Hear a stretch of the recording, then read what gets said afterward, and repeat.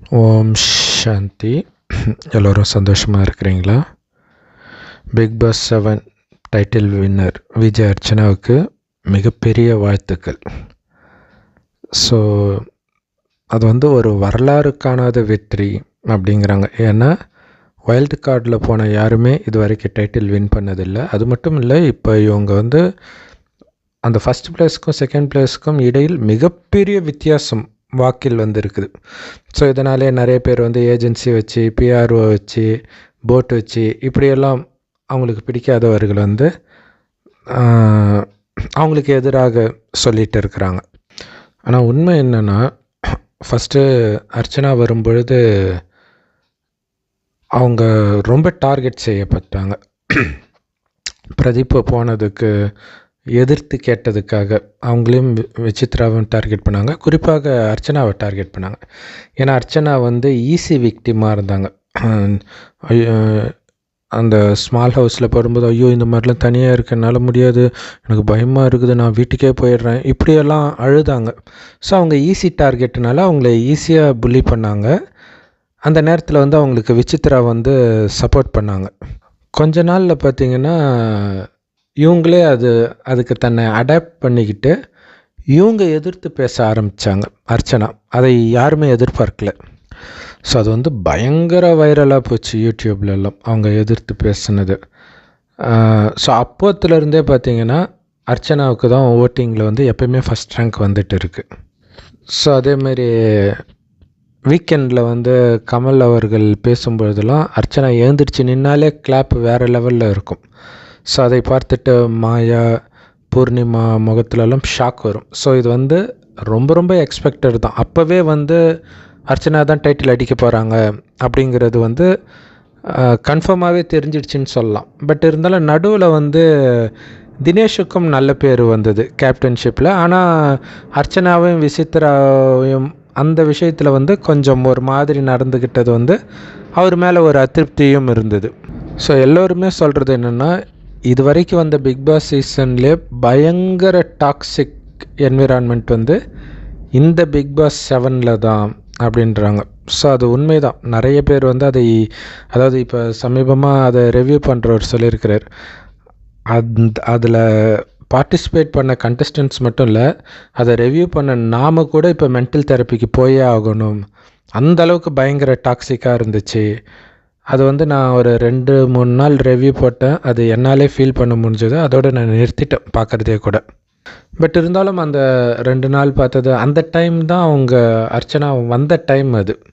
ஏன்னா அந்த பிரதீப் போனது வைரல் ஆகும்பொழுது சரி என்ன நடக்குதுன்னு உள்ளே போய் பார்த்தது தான். ஸோ அப்போ பார்த்தது. அதுக்கப்புறம் அதை பெருசாக பார்க்க வேண்டாம்னு நினைத்தாலும் சரி கடைசியில் யார் தான் டைட்டில் வின் பண்ணுறாங்க பார்ப்போம் அப்படிங்கிற ஒரு ஆர்வம் மட்டும் இருந்தது. ஏன் அப்படின்னா அங்கே எல்லாமே சிச்சுவேஷன் மாறிக்கிட்டே இருக்கும். ஒருத்தங்க ஹீரோ மாதிரி இருக்கிறவங்க அடுத்த நாள் பார்த்திங்கன்னா வில்லன் மாதிரி மாறிடுறாங்க. குறிப்பாக விசித்ராவுக்கு அவ்வளோ நல்ல பேர் இருந்துச்சு. பார்த்தா கொஞ்ச நாளில் பார்த்திங்கன்னா அவங்கள வில்லனாக மாற்ற ஆரம்பிச்சிட்டாங்க. கமெண்ட்ஸ்லலாம் பார்த்தா எல்லோரும் விசித்ராவை தான் பயங்கரமாக திட்ட ஆரம்பித்தாங்க. ஸோ அதுக்கு மெயின் காரணமாக தினேஷுக்கு எதிராக அவங்க தொடர்ந்து பேசிக்கிட்டே இருக்கிறது.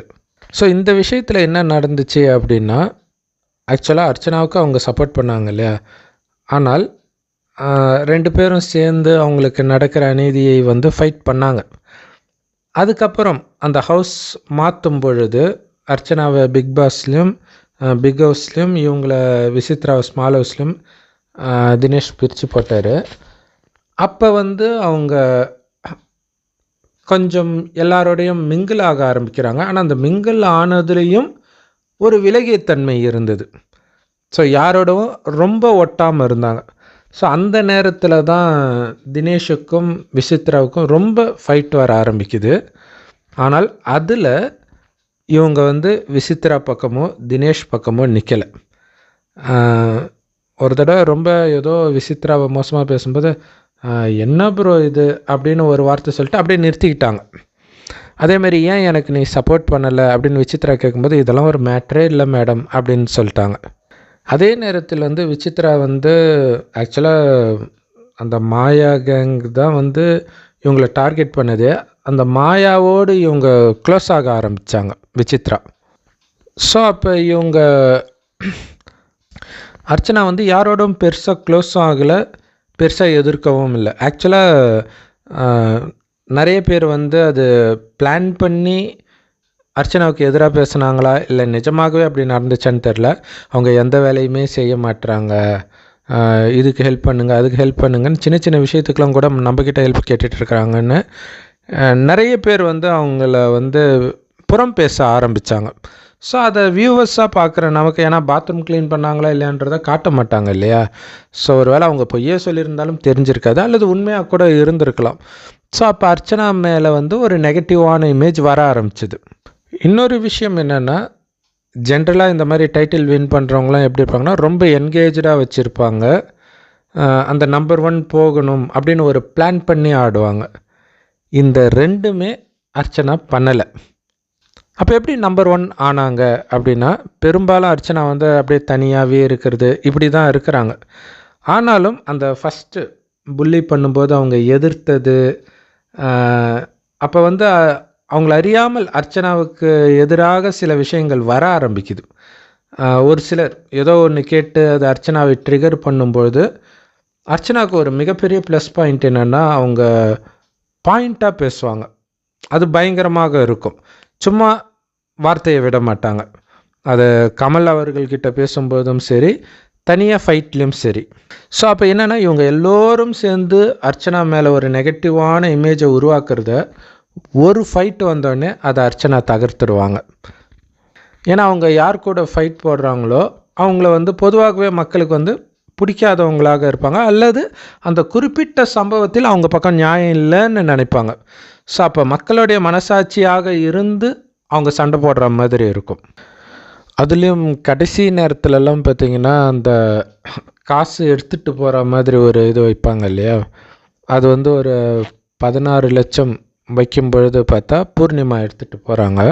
ஆனால் அது ஃபஸ்ட்டு 1 லேக் தான் வைக்கிறாங்க. அப்போத்துலேருந்து எல்லோரும் ஒரு கேங்காக பேசிக்கிட்டு இருப்பாங்க.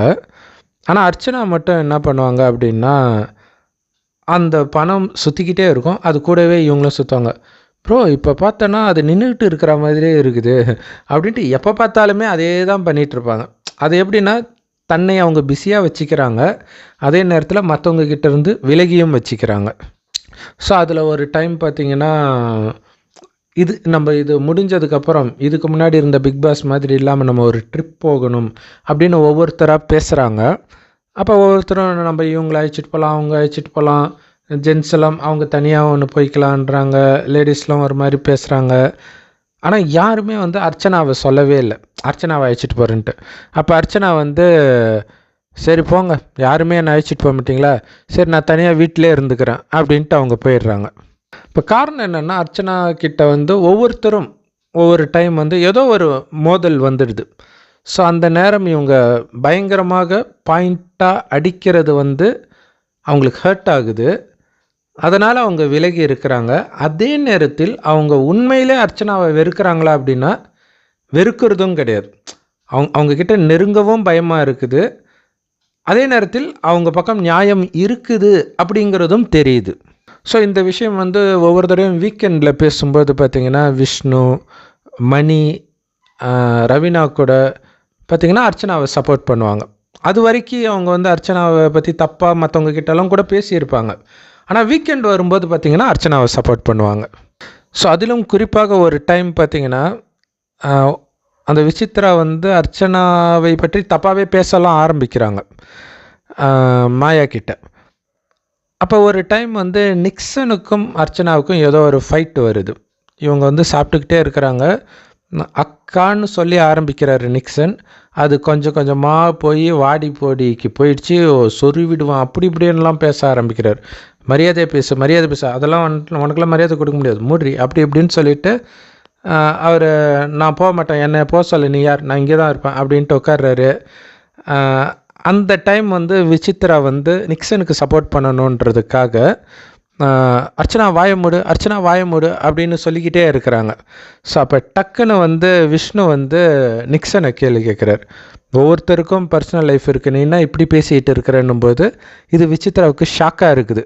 என்ன நிக்சனை டார்கெட் பண்ணாங்க, ஏன்னா இவங்க நினச்சது என்னென்னா இதை வச்சு அர்ச்சனாவை எதிர்க்கலாம் அப்படின்னு நினைக்கிறாங்க. ஆனால் விஷ்ணு வந்து டக்குன்னு அர்ச்சனாவுக்கு சப்போர்ட் பண்ணுறாருன்றதோட அர்ச்சனாவை எதிர்த்து நிக்சனை எதிர்க்கிறார். அடுத்தது நிக்சன் போய் என்ன இப்படி பண்ணுறாங்கன்ட்டு போய் வேறு யாருக்கிட்டேயோ விஜய்கிட்டயோ யாருக்கிட்டயோ சொல்கிறாங்க. அவரும் அதான் அப்படி பண்ணுறாங்கன்னு தெரியுதுலப்பா, நீ பாட்டுக்கு போய் குளிப்பா அப்படிங்கிறார். அப்பயும் அவருக்கு ஒரு மாதிரி ஷாக்காக இருக்குது, ஏன் எல்லோரும் என்னையே டார்கெட் பண்ணுறீங்க அப்படின்ட்டு. அடுத்தது பார்த்திங்கன்னா தினேஷ் வந்து டேய் போடா, வார்த்தையை விடாதடா, போடா போடா அப்படிங்கிறாரு. அப்போது இன்னும் டென்ஷன் ஆகிறாங்க. ஸோ இங்கே என்ன நடக்குது அப்படின்னா, உண்மையிலே அர்ச்சனா யார் கூடயுமே கேங் சேரவே இல்லை, அவங்க தனியாக தான் இருக்கிறாங்க.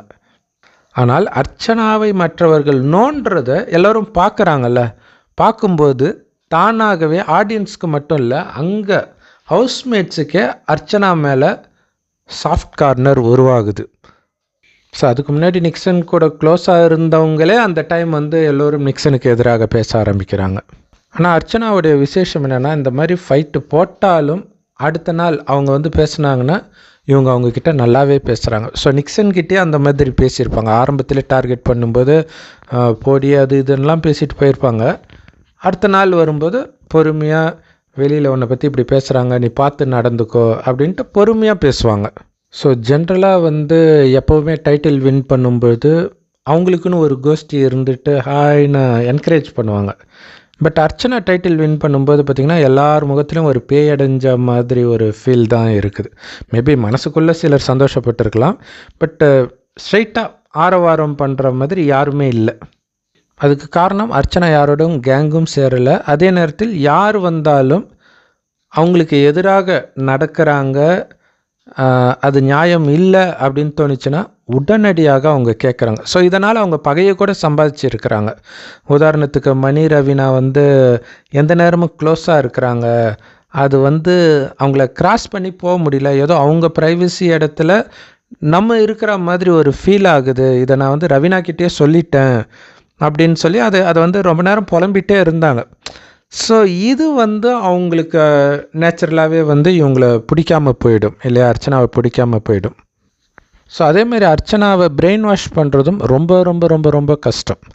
உதாரணத்துக்கு விசித்ரா அர்ச்சனாவுக்கு சப்போர்ட் பண்ணும்போது நிறைய பேர் இதுக்கு முன்னாடி நீங்கள் அர்ச்சனாவை ஒன்றாலாம் பேசுனீங்க, இப்போ திடீர்னு அப்படியே கொஞ்சுறீங்க அப்படிங்கிறத திரும்ப திரும்ப எல்லோரும் ஐஷு நிறைய பேர் சொன்னாங்க. ஸோ அப்போ வந்து அர்ச்சனாவே சொன்னாங்க, திரும்ப திரும்ப இதை எடுத்துகிட்டு வர அவங்க ட்ரை பண்ணுறாங்க, அப்படியே பேசியிருந்தாலும் ஐ டோன்ட் கேர் அப்படின்னே சொன்னாங்க. ஸோ கரெக்டாக சொல்லணுன்னா விஜய் அர்ச்சனா ஜெயித்ததுக்கு முக்கியமான காரணம் அவங்க வந்து யாரை கவுக்கலாம் இந்த மாதிரிலாம் எதுவுமே யோசிக்காமல் தானாகவே அவங்கள தேடி வருது வாய்ப்பு. என்ன வாய்ப்பு வருதுன்னா, அவங்களுக்கு அநீதி இழைக்கப்படும் போது அவங்க எதிர்த்து குரல் கொடுக்கறது, சும்மா ஒரு சைக்கோ மாதிரி கத்தாமல் ஒரு பாயிண்ட்டோடு பேசுகிறது எல்லோருக்கும் ரொம்ப பிடிக்குது. ஸோ அதுதான் அர்ச்சனாவை வந்து எல்லோருக்கும் ஒரு ஃபேவரட் குவீனாக மாற்றியது. ஸோ என்ன தான் கேம் பிளான் ஜெயிக்கணும் அப்படி இப்படின்னு பண்ணால் கூட ஒருத்தருடைய ஒரிஜினல் கேரக்டர் கண்டிப்பாக வெளியில் வரும். இவங்க தானாகவே தன்னுடைய ஒரிஜினல் கேரக்டர் எப்படியோ அப்படியே இருந்தாங்க. அது மக்களுக்கு பிடித்த மாதிரியும் இருந்தது அந்த கேரக்டர். அது ரொம்ப முக்கியமான விஷயம். ஸோ அதனால தான் இவங்க வந்து டைட்டில் வின் பண்ணாங்க. மிகப்பெரிய வெற்றி, மிகப்பெரிய சாதனை படைச்சிருக்கிறாங்க. ஸோ எப்போவோ ஒரு தடவை அந்த பிக் பாஸ் மீம்ஸு ட்ராலு இதையெல்லாம் பார்க்கும்பொழுதே சரி கடைசியில் யார் தான் ஜெயிக்கிறா அப்படிங்கிற ஒரு எண்ணம் வருது. அதேமாதிரி அரசியலில் பெரிய ஆர்வம் இல்லை, எலெக்ஷனுக்கு ஓட்டு போட கூட போகாதவங்களுக்கு கூட அந்த ரிசல்ட் வரும்போது சரி யார் தான் சிஎம் ஆகுறாங்க, யார் தான் பிஎம் ஆகுறாங்க அப்படிங்கிற ஒரு க்யூரியாசிட்டி கண்டிப்பாக இருக்கும். ஸோ இந்த கலியுகத்தை பொறுத்த வரை கண்டிப்பாக விஜய் அர்ச்சனாவுடைய கேரக்டர் வந்து ஒரு பயங்கர ஹீரோயிக் கேரக்டர் தான். ஏன்னா அவங்க அந்த பாடி லாங்குவேஜ், ஆட்டிடியூட் எல்லாமே ரொம்ப டிஃப்ரெண்ட்டாக இருந்துச்சு. ஸோ அதுக்கே நிறைய பேர் அடிக்ட் ஆகிட்டாங்க அப்படிங்கிறது தான் உண்மை. ப்ளஸ் அவங்களுடைய கேரக்டர். ஸோ கண்டிப்பாக அவங்க வந்து லைஃப்லேயும் பயங்கரமாக ஜெயிப்பாங்க அப்படிங்கிறதுல வந்து கொஞ்சம் கூட டவுட்டே கிடையாது. ஸோ கண்டிப்பாக பிக் பாஸ் அந்த டைட்டில் வின்னர் தெரிஞ்சிக்கிற க்யூரியாசிட்டி ஓரளவு டிவி பார்க்குறவங்களுக்கு, அந்த ஷோவை பார்க்குறவங்களுக்கு கண்டிப்பாக இருக்கும். ஆனால் அதை விட க்யூரியாசிட்டி வந்து ஸ்டேட் எலெக்ஷனில் இருக்கும். அதை விட க்யூரியாசிட்டி சென்ட்ரல் எலெக்ஷனில் இருக்கும். இன்னும் கொஞ்சம் பேருக்கு வந்து மற்ற நாடுகள் உலக அரசியலை பார்க்குறவங்களுக்கு அமெரிக்கா, லண்டன் போன்ற நாடுகளில், ஃப்ரான்ஸ் போன்ற நாடுகளில் யார் வராங்க அப்படிங்கிறதுல வந்து ஆர்வம் இருக்கும். ஸோ தமிழ் பேசுகிறவங்க இருக்கக்கூடிய இடத்தை பார்க்குறவங்க வந்து மலேசியாவில், சிங்கப்பூரில், இலங்கையிலலாம் யார் வராங்க அப்படிங்கிற ஒரு ஆர்வம் இருக்கும். ஆனால் ஒட்டுமொத்த உலகத்துக்கும் சேர்த்து ஒரு எலெக்ஷன் நடத்தினா அப்போ உலகத்தில் உள்ள அத்தனை பேருக்கும் ஆர்வம் இருக்கும்ல, அதில் யார் ஜெயிக்கிறான்ட்டு. உண்மையிலே அப்படி ஒரு எலெக்ஷன் நடக்க போகுது. ஆனால் அது இப்போதைக்கான எலெக்ஷன் கிடையாது, எதிர்காலத்துக்கான எலெக்ஷன், அதாவது வேறு யுகத்துக்கான எலெக்ஷன்.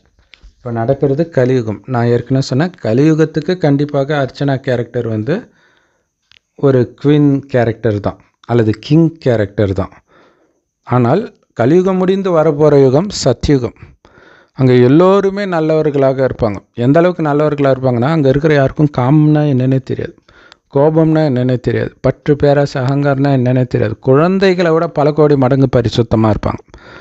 ஸோ அப்போ அந்த மாதிரி உலகத்தில் ராஜாவாகணும் அப்படின்னா அங்கே இருக்கிறவங்களை விட அவர் நம்பர் 1 பரிசுத்தமாக இருக்கணும். அப்போ தான் அவர் அங்கே ராஜாவாக முடியும். ஸோ இங்கே பார்த்தீங்கன்னா இந்த பிக் பாஸில் வந்து அர்ச்சனாவுக்கு வந்து ஒரு இண்டிவிஜுவாலிட்டி இருக்குது, ஒரு பவர்ஃபுல்லான கேரக்டர் இருக்குது. அது ஏன் பவர்ஃபுல்னு சொல்கிறேன்னா, எதுனாலையும் அவங்க இன்ஃப்ளூயன்ஸ் ஆகலை. இந்த பக்கமும் சாயலை, அந்த பக்கமும் சாயலை. அவங்களுடைய ஒரிஜினல் கேரக்டர். அது ஒரு தடவை விசித்ரா கிட்டேயே சொல்லுவாங்க, நான் எப்படி இருக்கிறேன்னு எனக்கு நல்லா தெரியும்.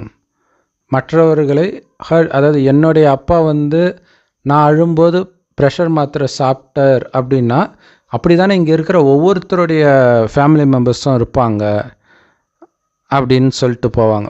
ஸோ அதனால் மற்றவங்களை ஹர்ட் பண்ணுற கூடிய விஷயத்தில் நான் உங்களுக்கு உதவி பண்ணுவேன்னு எதிர்பார்க்காதீங்க.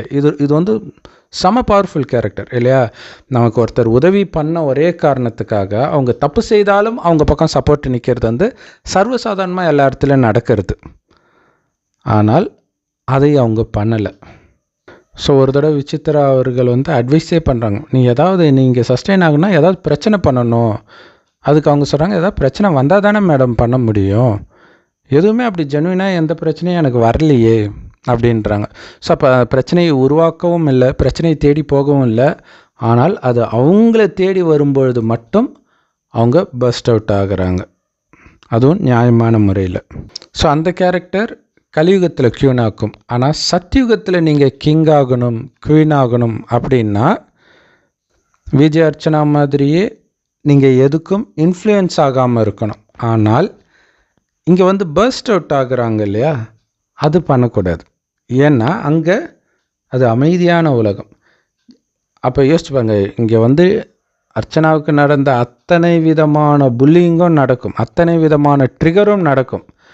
ஆனால் எதுக்குமே கொஞ்சம் கூட ரியாக்ஷன் கொடுக்காம உங்களால் அமைதியாக இருக்க முடிந்தால், வாயை மூடிட்டு இருக்கிற அமைதி மட்டும் இல்லை, மனசுலேயும் கொஞ்சம் கூட சலனமாகாமல் மனமே அவ்வளோ ஆழ்ந்த அமைதியில் இருக்க முடிந்தால் அவங்க தான் ஒட்டுமொத்த உலகத்தின் ராஜா.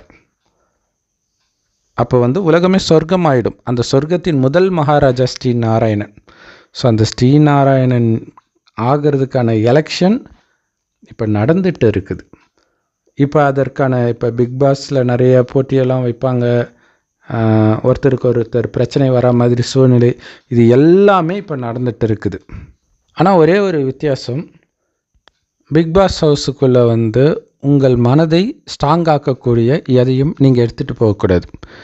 பைபிள், குரான், கீதை, ராமாயணம், மகாபாரதம் இந்த மாதிரி எதுக்குமே அங்கே அலோடு கிடையாது. ஆனால் வெளி உலகத்தில் அப்படி கிடையாது, நீங்கள் எது வேணாலும் வச்சுக்கலாம் இல்லையா? இங்கே கடவுள் உங்களை ட்ரெயின் பண்ணுறார் அவருடைய ஞானத்தின் மூலமாக. அந்த ஞானம் எல்லா பிரம்மகுமாரிகள் ராஜயோக தியான நிலையத்திலும் முற்றிலும் இலவசமாக முரளி அப்படின்னு போதிக்கப்படுது. யூடியூப் வெப்சைட்ஸ்லையும் இருக்குது. அதோடைய லிங்க் இந்த வீடியோக்கு டிஸ்கிரிப்ஷனில் கொடுக்குறோம். ஸோ அந்த முரளியுடைய சாரம், இந்த உலகம் 5000 வருட காலச்சக்கரம். ஆரம்பத்தில் சொர்க்கமாகத்தான் நான் படைக்கிறேன். முதல் 2500 வருடம் இந்த பூமி சொர்க்கமாகவே இருப்பதற்கு காரணம் உங்களுடைய கவனம் அழியக்கூடிய உடலின் பக்கம் இல்லாமல் இந்த உடலை இயக்கக்கூடிய அழிவற்ற ஆத்மாவின் பக்கம்தான் இருக்கும். ஆத்மான்றது உயிர், அது பூர்வமத்தில் நட்சத்திரம் மாதிரி ஜொலிக்கனால தான் அங்கே போட்டு வைக்கிறோம். ஸோ அந்த ஆத்மா தான் கண் வழியாக பார்க்குது, வாய் வழியாக பேசுது, அனைத்து காரியத்தையும் செய்யுதுன்ற விழிப்புணர்வு சதா இருக்கும். பிறரோடு பேசும்போது கூட அவங்கள ஆத்மாவாகத்தான் நீங்கள் பார்ப்பீங்க. ஸோ அப்படி ஆத்ம உணர்வில் இருக்கும் பொழுது வெளி உலக விஷயத்தில் உங்களுடைய கவனம் சிதறாத காரணத்தினால் வெளி உலக கவர்ச்சியில் மயங்க மாட்டீங்க. அதனால தான் அங்கே காமம், கோபம், பற்று, பேராசை, அகங்காரம்னா என்னன்னே தெரியாது. அப்போ எப்படி குழந்தை பிறக்குன்னா, கணவனும் மனைவியும் நமக்கு ஒரு வாரிசு வேணும்னு நினைக்கும்போது அந்த மனைவி கர்ப்பம் அடைவாள். அதுதான் யோக பலம்ன்றது. எண்ணத்துக்கு அவ்வளோ சக்தி இருக்கும் தூய்மையாக இருக்கிற காரணத்தினால. மற்றபடி காமத்தினாலெல்லாம் அங்கே குழந்தை பிறக்காத காரணத்தினால்தான் சொர்க்கத்தில் வாழ்ந்த அந்த மனிதர்களை தெய்வம்னு இன்னைய வரைக்கும் இந்துக்கள் கோயில் கட்டி கும்பிட்றோம். அந்த தெய்வம் எங்கே போயிட்டாங்கன்னா எங்கேயும் போகல, மறுபிறவி எடுத்து அனைத்தையும் இழந்து, சொர்க்கத்தில் இருந்த அழகு, ஆரோக்கியம், செல்வம், நல்ல குணங்கள் அனைத்தையும் இழந்திருக்கிற நீங்களும் நானும் தான் அது அப்படிங்கிற ரகசியத்தை சொல்வதற்குத்தான் கடவுள் கடைசியின் ஒரு வருடம் ஒரு வயோதிகர் உடலில் இந்த ஞானத்தை கொடுக்கிறார். இப்போ மீண்டும் அந்த குணத்தை அடைவதற்கு, மீண்டும் உங்களை அழியக்கூடிய உடம்பு கிடையாது, அழிவற்ற ஆத்மா நான், பூர்வமத்தில் நட்சத்திரம் மாதிரி ஜொலிக்கிறேன் அப்படின்னு உணர்ந்து அந்த ஆத்மாவின் தந்தை சிவபரமாத்மாவை செம்பொன் நிறமான ஒளி உலகத்தில் நட்சத்திரம் மாதிரி சதா நினைவு பண்ணுங்கன்றார். ஸோ அந்த சிவனைத்தான் அல்லாஹ் பரமபிதான்றாங்க, கடவுள் ஒருவரே. எந்த அளவிற்கு அவரை நினைக்கிறீங்களோ அந்த அளவுக்கு வெளி உலக கவர்ச்சியிலேருந்து புத்தி விலகும். ஸோ அப்போ வெளி உலக மயக்கத்திலேருந்து புத்தி விலகுதுன்னு அர்த்தம், எதனாலையும் நீங்கள் இன்ஃப்ளூயன்ஸ் ஆக மாட்டீங்க. பற்று குறிப்பாக எதன் மீதும் இன்ஃப்ளூயன்ஸ் ஆக மாட்டீங்க. அப்போ ஆத்ம உணர்வில் இருக்கிறீங்க, பரமாத்மா நினைவில் இருக்கிறீங்க, இறைவன் கொடுக்குற ஞானமாகிய முரளியையும் தினமும் கேட்குறீங்க அப்படின்னா இறைவனுடைய தெய்வீக குணமே உங்களுடைய குணமாக மாற ஆரம்பிக்கும். ஸோ இப்போ உங்களுக்கு பிரச்சனை எப்படி பிக் பாஸ் ஹவுஸில் பிரச்சனை ஏற்படுத்தக்கூடிய மாதிரியே டாஸ்க்கெல்லாம் கொடுப்பாங்க. நாமினேஷன் பண்ணுறது, அதுக்கான காரணத்தை எல்லோரும் முன்னாடியும் சொல்கிறது, இது கண்டிப்பாக மனக்கசப்பை ஏற்படுத்தும் இல்லையா? இந்த மாதிரி சூழ்நிலையெல்லாம், இதை விட பயங்கரமான சூழ்நிலையெல்லாம் நேரில் வரும். ஆனால் இறைவனின் வழிப்படி தானும் அமைதி கெடாமல் பிறருடைய அமைதியும் கெடுக்காத முடிவை மட்டுமே ஒவ்வொரு அடியிலும் நீங்கள் எடுப்பீங்க. அப்படி எடுத்தால் மட்டுமே நீங்கள் அமைதியான உலகத்தின் அதிபதியாவதற்கு தகுதி பெற்றவர்கள். இதனால் நீங்கள் எதை வேண்டுமானாலும் இழக்க நேரிடலாம். உங்களுடைய பேரு, புகழ், சில சமயம் சொத்து, கூட இருக்கிற பிரியமானவர்கள், யாரை வேண்டுமானாலும் இழக்க நேரிடலாம். ஆனால் திருப்பி நீங்கள் எதுவும் தாக்கிடக்கூடாது. தாக்கிட்டால் துக்கத்தை கொடுக்குறீங்க. துக்கத்தை கொடுத்தால் அது துக்கத்தை கொடுக்கக்கூடிய உலகம் கலியுகம். இங்கேருந்து தப்பிச்சு போகணுன்னா என்ன ஆனாலும் நீங்கள் துக்கத்தை கொடுக்கக்கூடாது, சந்தோஷத்தை தான் கொடுக்கணும், அமைதியை தான் கொடுக்கணும். ஸோ அப்படி இங்கே நீங்கள் அனைத்தையும் இழப்பீங்க, ஆனால் சொர்க்கத்தில் அனைத்தும் புத்தம் புதியதாக உங்களுக்கு கிடைக்கும். ஸோ அப்படி சொர்க்கத்தில் மிக உயர்ந்த பதவி ஸ்ரீ நாராயணன் பதவி. அதனால்தான் சொர்க்கவாசல் திறப்புழா பெருமாள் கோயிலில் கொண்டாடுறாங்க. சொர்க்கத்தின் வாசலை திறந்தால் உள்ள ஆண்டு கொண்டிருப்பது நாராயணன் லக்ஷ்மி அப்படிங்கிறதுக்காக. ஆனால் அந்த நாராயணன் லக்ஷ்மி யார், எங்கேருந்து வந்தாங்க? இப்போ கலியுகத்தில் இருக்கிற யாரோ ஒருத்தர் தான் அங்கே ஆகுறாங்க. இந்த பயிற்சியில் யார் ஜெயிச்சு நம்பர் 1 எடுக்கிறாங்களோ அவங்க தான் அங்கே நாராயணன் பதவியை அடையிறாங்க. அப்போ அது யார் அப்படின்னு தெரிஞ்சுக்கணுன்ற ஆர்வம் எல்லோருக்கும் இருக்கும் இல்லையா? எல்லாருக்கும் கடைசியில் யார் சொர்க்கத்தில் நாராயணன் ஆவாங்க. அதேமாதிரி நீங்கள் சொர்க்கத்துக்கு போகிறதா இருந்தால் உங்களுடைய பதவி என்ன, எல்லாமே எல்லாருக்குமே காட்சியாக தெரியும். இது எல்லையற்ற கேம். இதோடைய நினைவார்த்தமாக தான் எல்லைக்குட்பட்ட கேமாக அந்த பிக் பாஸ் நடக்குது. ஸோ ஒருவேளை Bigg Boss 7 title winner Vijay Archana அவர்கள் இந்த வீடியோவை பார்க்க நேரிட்டால் அதில் டைட்டில் வின் பண்ண மாதிரி இதுலேயும் டைட்டில் வின் பண்ணணும், இந்த போட்டியிலும் கலந்துக்கணும். அதுக்கு அருகில் உள்ள பிரம்மகுமாரிகள் ராஜயோக தியான நிலையத்தில் அங்கே வந்து முற்றிலும் இலவசம் தான் இந்த ஞானம். ஸோ அங்கே போய் இந்த ஞானத்தை எடுக்கணும். அல்லது யூடியூப் வெப்சைட்ஸில் நம்ம சொன்ன மாதிரி இந்த வீடியோ கீழே டிஸ்கிரிப்ஷனில் கொடுத்துருக்குறோம் அந்த லிங்க்ஸ் எல்லாம். ஸோ அதை தினம் தினம் கேட்டு இந்த ஞானத்தை தானும் எடுத்து மற்றவர்களுக்கும் இதை கொடுக்கக்கூடிய சேவை செய்து டைட்டில் வின்னராக, ஸ்ரீ நாராயணன் டைட்டில் வின்னராக மாறணும் அப்படின்னு மனதார வாழ்த்துகிறோம். உங்களுக்கும் தான். ஓம் சாந்தி. தேங்க்ஸ் ஃபார் வாட்சிங்.